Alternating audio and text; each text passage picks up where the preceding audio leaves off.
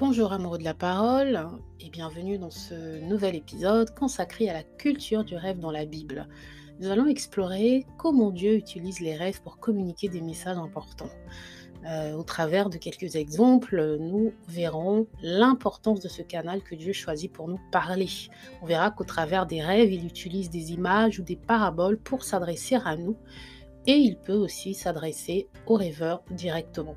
Dans la Bible, on parle tantôt de songes, tantôt de rêves pour parler de la même chose. Les deux termes désignent le même processus.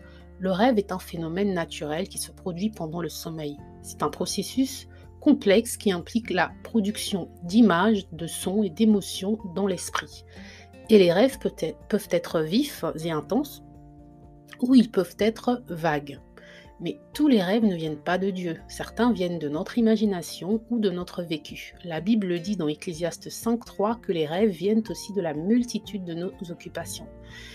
Et indépendamment de leur forme ou de leur contenu, les rêves sont une partie importante de nos vies et la Bible nous montre qu'il est important de savoir discerner les rêves qui sont de Dieu et les autres, mais aussi de pouvoir les comprendre. Alors, que vous soyez un grand rêveur ou pas, restez avec moi. Si vous m'écoutez pour la première fois, je suis Louise du blog ilestécrit.com et je vous embarque dans une nouvelle virée biblique.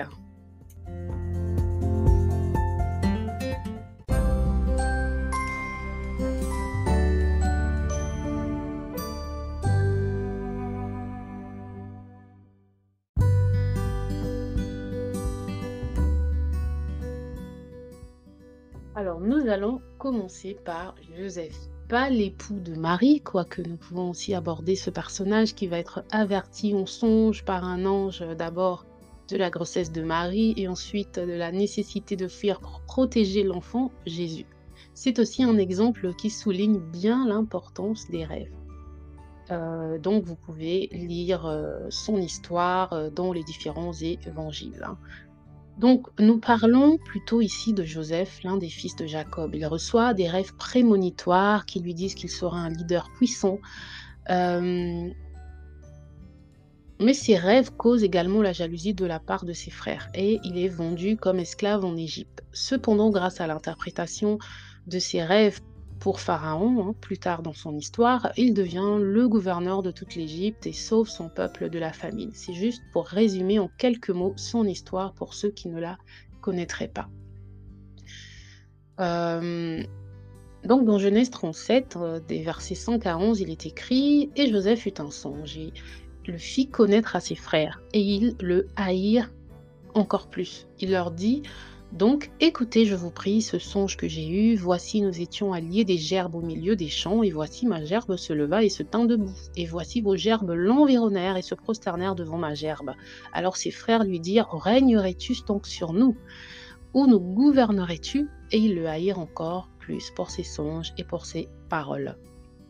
Il eut encore un autre songe, et le raconta à ses frères et dit « Voici, j'ai eu encore un songe, et voici le soleil et la lune et 11 étoiles se prosternaient devant moi. » Et il le raconta à son père et à ses frères, mais son père le reprit et lui dit « Que veut dire ce songe que tu as? Faudra-t-il que nous venions, moi et ta mère et tes frères, nous prosterner en terre devant toi ?»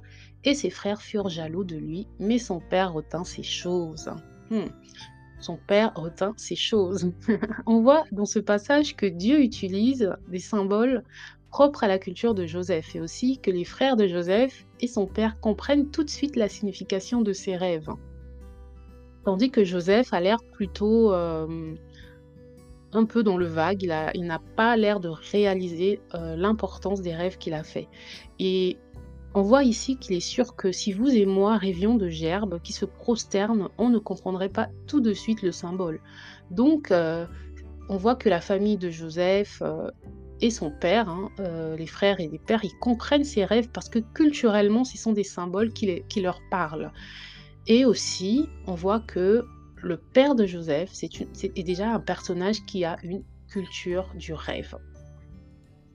Et plus tard dans Genèse 40, toujours dans l'histoire de Joseph, on apprend qu'il va interpréter des rêves pour des hommes qui travaillaient pour Pharaon. Je vous encourage à lire ce chapitre et on notera que dans la Bible, Dieu ne parle pas qu'à des personnages qui le connaissent. Il parle même à Pharaon dans Genèse 41. Dans d'autres livres encore, tels que celui de Daniel, on a le même cas de figure, avec le roi Nebuchadnezzar. Cela montre que de nos jours, Dieu ne s'adresse pas qu'aux chrétiens, mais il peut s'adresser à qui il veut. Chaque être humain reçoit des messages de Dieu et c'est dommage parce que la plupart du temps, nous l'ignorons. Parce que nous pensons que le rêve est souvent du domaine de l'imaginaire. Alors que les scientifiques disent même que les rêves sont conscients. Donc déjà, qui parle de conscience parle quand même d'une certaine forme de réalité. On fait un grand bond en arrière maintenant et on va parler de Jacob. Jacob reçoit également des rêves importants de Dieu. Dans un rêve, Dieu lui promet une vie prospère et une descendance nombreuse. Je vous encourage à lire Genèse 28, des versets 12 à 15.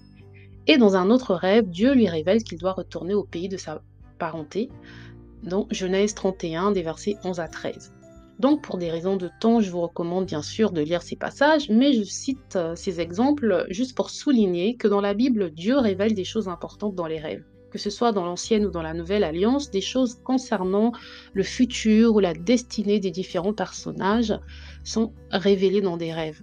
Et Dieu peut aussi donner des instructions. N'oublions pas aussi que Salomon a reçu sa légendaire sagesse dans un rêve. Et parce que Dieu est le même hier, aujourd'hui et demain, il en est de même pour nous en 2023. Nous pouvons encore recevoir des rêves de Dieu, recevoir des révélations de sa part. Nous pouvons avoir des rêves où il nous parle. On pourrait s'attarder sur plus d'exemples encore, mais ce que nous devons retenir aujourd'hui, c'est que nous devons porter attention à nos rêves. Dans le livre des Nombres, Dieu dit au chapitre 12 des versets 6 à 8, « Écoutez bien mes paroles, s'il y a parmi vous un prophète, moi l'Éternel, je me fais connaître à lui en vision, je lui parle en songe. » On lit encore dans Acte 2 au verset 17, « Dans les derniers jours, je répandrai mon esprit sur toute chair, vos fils et vos filles prophétiseront, vos jeunes auront des visions et vos vieillards auront des songes. » Donc, Dieu dit bien ici qu'il parle au travers des songes, alors ne négligeons pas nos rêves et si nous ne rêvons pas, aspirons à le faire car c'est un beau privilège que d'avoir un Dieu qui nous parle.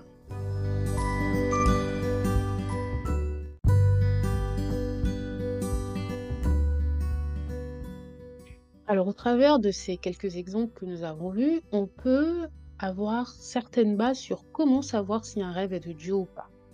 Déjà, même si le rêve est symbolique, il sera clair, pas confus, puisque on doit être capable de décrire les différentes scènes, ce qui s'y passe et retenir certains symboles. Et par expérience, on ressort souvent de tels rêves avec une sorte de conviction que c'est un message pour nous. Il y a quelque chose à comprendre et ce sont même parfois des rêves qui vont nous obséder ou que nous allons garder en mémoire longtemps, même lorsqu'on ne soupçonne pas qu'ils sont de Dieu. Lorsque le roi de Nebuchadnezzar fait un rêve, la Bible nous dit dans Daniel 2:1, Nebuchadnezzar eut des songes et son esprit fut troublé et son sommeil interrompu. Donc un rêve de Dieu va nous troubler parce qu'il va nous pousser à nous interroger sur son sens. On a tendance à rejeter certains cauchemars. On pense que Dieu ne peut pas nous donner des rêves qui nous effraient, alors que des rêves dans la Bible troublent et même effraient ceux qui les ont. Pour nous bousculer ou attirer notre attention, Dieu peut faire le choix de nous effrayer. Rappelez-vous que les rêves ne sont pas toujours des prédictions, mais peuvent être des avertissements, des conseils ou des révélations de Dieu. Par exemple, certains cauchemars soit vous annoncent un problème à venir ou vous révèlent un problème déjà en cours. Maintenant que nous avons compris l'importance des rêves, que devons-nous faire? Quelle est donc la prochaine marche à suivre? Si vous ne rêvez pas, priez que Dieu vous accorde de rêver. Si vous oubliez vos rêves, priez que Dieu vous en donne le souvenir. Personnellement, j'ai pu expérimenter en rêve des choses incroyables dans lesquelles Dieu m'a donné des réponses et m'a révélé des événements. J'ai donc commencé une quête pour comprendre mes rêves. Bien sûr, j'ai prié et j'ai aussi demandé à Dieu de m'éclairer sur certains rêves. Certains rêves que j'ai faits étaient très clairs, d'autres plutôt très symboliques. Et donc j'ai écouté des chrétiens qui ont le don d'interprétation, j'ai écouté des prophètes et j'ai beaucoup appris et j'ai surtout compris que le langage des rêves peut varier. Même s'il y a des constantes, il y a certains codes, certains symboles qui semblent être récurrents dans certains rêves avec la même signification. Mais là encore, on ne peut pas être certain et peut-être que nous en parlerons dans un nouvel épisode, mais ce que j'ai compris, c'est que Dieu parle spécifiquement avec certains codes à chacun de nous. Une même image n'a pas le même sens pour tous. C'est pour cela qu'il faut être à l'écoute du Saint-Esprit. Donc voici quelques conseils pratiques pour l'interprétation des rêves selon la Bible. Commencez par prier pour demander à Dieu de vous donner la sagesse et la compréhension nécessaires pour interpréter vos rêves.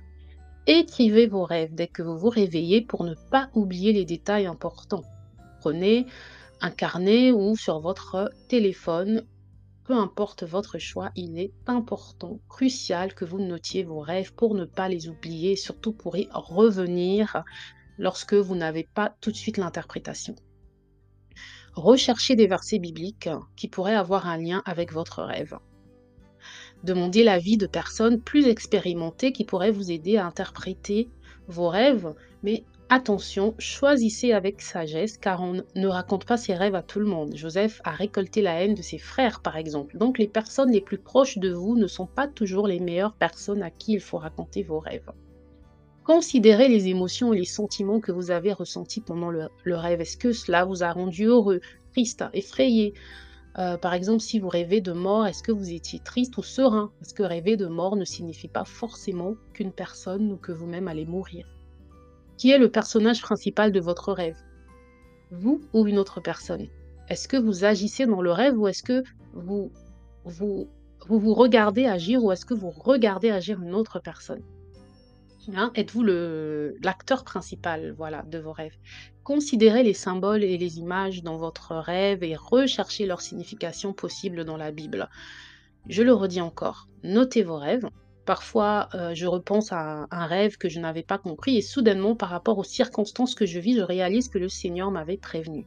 C'est aussi une bonne façon de voir combien vos rêves se sont réalisés. Combien de vos rêves, pardon, se sont réalisés.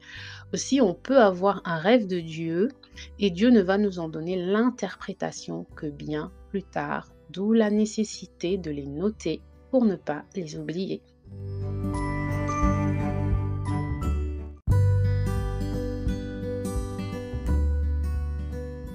Alors, petit mot pour la fin, souvenez-vous que Dieu peut parler à travers des rêves, mais il peut aussi parler à travers d'autres moyens, comme la Bible, les prières ou encore la direction d'autres personnes et aussi au travers de votre conscience.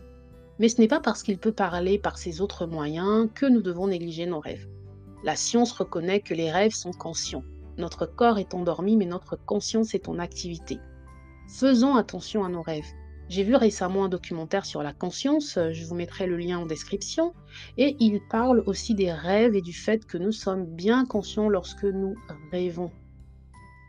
Il est important de faire attention à ne pas interpréter les rêves de manière trop littérale, mais plutôt de manière symbolique, car les rêves sont souvent chargés de symboles et de métaphores. Voilà, bien vu dans la Bible, même s'il arrive aussi d'avoir des rêves très clairs où la voix de Dieu nous dit clairement des choses, puisqu'il fait ce qu'il veut, hein. La plupart du temps quand même, ce sont plutôt des symboles. Les rêves ont joué un rôle important dans la Bible, que ce soit pour annoncer une prospérité future, donner des instructions divines ou révéler des secrets cachés. Retenez que l'interprétation des rêves n'est pas une science exacte, mais il faut être humble et ouvert à la direction de Dieu. Voilà pour aujourd'hui. J'espère pardon, que ce podcast vous aura interpellé sur vos rêves, intéressé. Et donc, ma prière aujourd'hui, c'est vraiment que tous ceux qui m'écoutaient aujourd'hui, que vous puissiez comprendre et être curieux, voilà, sur les rêves et aller plus loin, à rechercher dans la Bible, à comprendre ce que c'est que la culture du rêve. Et je prie que Dieu vous accorde plus de rêves si vous aspirez à rêver, hein. Et je prie que Dieu vous donne l'interprétation de vos rêves si vous rêvez beaucoup mais que vous ne comprenez pas vos rêves. Et je prie également que Dieu puisse vous permettre de vous rappeler vos rêves si vous ne les Si vous les oubliez, souvent merci, c'était laborieux aujourd'hui, je ne sais pas pourquoi. En tout cas, merci d'avoir écouté et n'oubliez pas, likez, partagez, pas moi, mais la parole. Ciao.